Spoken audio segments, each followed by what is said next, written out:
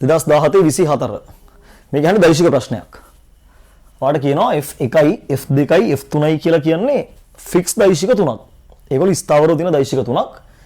F4 කියලා කියන්නේ ඔයාලට කරකවලා තියන්න පුළුවන් දෛශිකයක්. නැත්නම් භ්‍රමණය කරන්න පුළුවන් දෛශිකයක් කියලා. එලපෙන් අහන්නේ මෙන්න මෙයාගේ එක එක අගයන් වලදී පද්ධතිය සම්ප්‍රයුක්තයේ තියෙන පුළුවන් දිශාව මොනවද කියලා.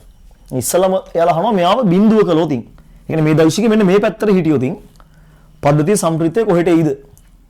ඊළඟ කියන්නේ ඊට 90ක් වුණාම. ඒ කියන්නේ මෙයා මෙන්න මේ පැත්තට හිටියොතින් සම්ප්‍රයුක්තයේ කොච්චරක් වෙයිද කියලා.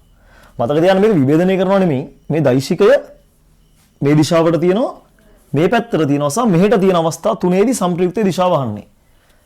අපිට මෙහෙම කරන්න පුළුවන් නේ. එක්ක මෙයාව අමතක කරලා මේ තුන් දෙනා ගැන කලින්ම හිතන්න පුළුවන්. ඊට පස්සේ මෙයත් එක්ක සම්ප්‍රයුක්තය ගමු. ඉස්සලම මෙයාව දැන් අමතක කරමුකෝ. එයා ඉන්නේ බිඳුව පැත්තට අපි ආව අමතක කරලා ඊටු තුන් දෙනා ගැන හිතමු. මේකෙදි මෙයා කොට තුනක් තියෙනවා. මෙයා කොට දෙකකුයි තව පොඩ්ඩක් තියෙන්නේ. අපි දැනට මේක දෙකක් කියලා හිතාගෙන වැඩේ බලමු.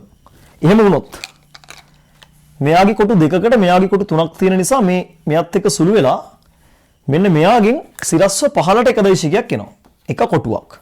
මම ආව පල්ලෙහාට ඇඳගත්තා. මේ දෙකේ සම්ප්‍රයුක්තය. ඊළඟට මෙයා. එයත් එක්ක සුළු වෙන කවුරුත් නැහනේ. ඒ නිසා එයා මේ පැත්තට ඉන්නවා. එයා මේ පැත්තට කොටු දෙකක්. ඒතර මෙයාට වඩා ටිකක් දිග එක්කෙනෙක් ඔය ඉන්නේ. දැන් මම මෙන්න මෙයාව මේ පද්ධතියට දාලා බලනවා සම්ප්‍රයුක්තය කොහෙට දෙන්නේ කියලා.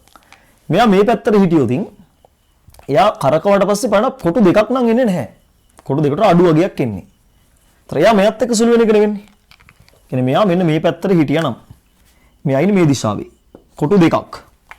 කට වඩා අඩු ප්‍රමාණයක් එන්න ඕනේ. කැරකුණාට පස්සේ විභේදනය කරනවා නෙමෙයි සම්පූර්ණ මෙහෙට කරකවනවා. ඒතර මෙයාට වඩා මෙයාගේ දිග අඩුයි. ඒතර මේ දෙන සුළු වෙනවනේ. මේ දෙන සුළු නම් මෙන්න මෙහෙට පොඩි දෛශිකයක් ඉතුරු වෙනවා. මේ දෙන සුළු වුණාම මෙයා විශාල නිසා මෙහෙට පොඩි දෛශිකයක් ඉතුරු වෙනවා. කියන්නේ මේ දෙන්නගේ සම්ප්‍රයුක්තය මෙන්න මේ වගේ පැත්තකට යන්න ඕනි. ඒක ෂුවර්. එහෙනම් මෙන්න මේ උත්තර තුනේ එකක් වෙන්න ඕනේ නේ. දෙක හරි 3 හෝ 5. ඔය තුනේ එකක් වෙන්න ඕනි. මේ දෙක වෙන්න බෑ. අපිට අවතරින්න පුළුවන්. ඊළඟට මෙයා කෙලිම උඩට හිටියොතින්. ඒතර මෙයා මෙහෙට කරකෙවුවට පස්සේ අපිට ආසන්න වශයෙන් කොටු දෙකකට වඩා අඩු ගාණක් එනවා. මෙයාව එක කොටුවයි. දැන් කොටු දෙකකට වඩා අඩු ගාණක්. හැබැයි එකකට වඩා වැඩි. ඒ කියන්නේ මෙයා කෙලිම උඩට හිටියොත් මෙයාට වඩා ටිකක් ලොකු දෛශිකයක් උඩට එනවා. ඒ කියන්නේ මේ දෙන්න සුළු වුණාම මෙයා විශාල නිසා වැඩිපුර එක්කෙනෙක් උඩට ඉතුරු වෙනවා. පොඩි කොටසක් හරි උඩට ඉතුරු වෙනවා. ඒතර මෙයා නෑ මෙතන පොඩි කොටසක් උඩට එනවා. එයාගේ මෙයාගේ සම්ප්‍රයුක්තය මේ වගේ පැත්තකට යන්න ඕනි. එහෙනම් මේ උත්තර තුනෙන් මේ පැත්තට තියෙන උත්තරයක් වෙන්න ඕනි අංශක 90 වෙලාවට.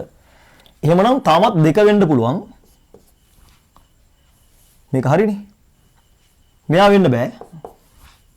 මෙයා වෙන්නත් බෑ. දැන් තමත් උත්තරේ සිලෙක්ට් කළා ඉවරයි. ඔය කියන කතාව දෙකට ගැලපෙන උත්තරේ අංක දෙක වෙන්න ඕනි. හැබැයි අපිට අනිත් එකත් චෙක් කරලා බලන්න පුළුවන්. තුන්වෙනි එක කෙනා. 180ක් වෙලාවට. මෙයා කෙලින්ම මේ දිශාවට තව කොටු දෙකක්. ඒතර මෙයාගේ වැඩි වෙන එක නෙවෙන්නේ. ඒතර සම්ප්‍රයුක්තය අනිවාර්යයෙන් මේ වගේ දිශාවකට එන්න ඕනි. එහෙනම් දෙවෙනි උත්තරේ තවත් ස්ථිර වෙනවා. එහෙනම් උත්තරේ වෙනවා අංක 2. ලේසි. උත්තරේ අංක 2.